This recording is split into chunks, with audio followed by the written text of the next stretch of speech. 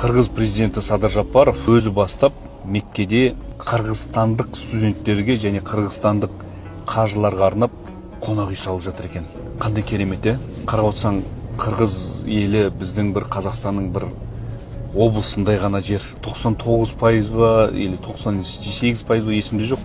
Жазық жер деген өте аз.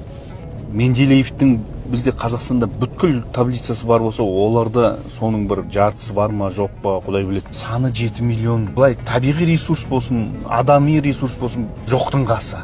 Бірақ оларда иман бар да, дін бар, салт дәстүрлерін сақтап жүр. Қырғызстанның ақ үй дейді ғой президентінің, соның ішінен намазханасы бар. Әр облыс, әр ауданның әкімшілігінде де намазхана бар. Халқы дінге жақын.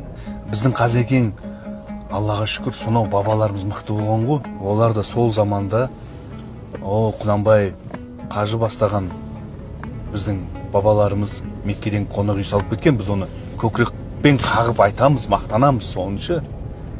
Бірақ біз не істеп жатырмыз соны? Біз сондай нәрсе жасап жатырмыз ба?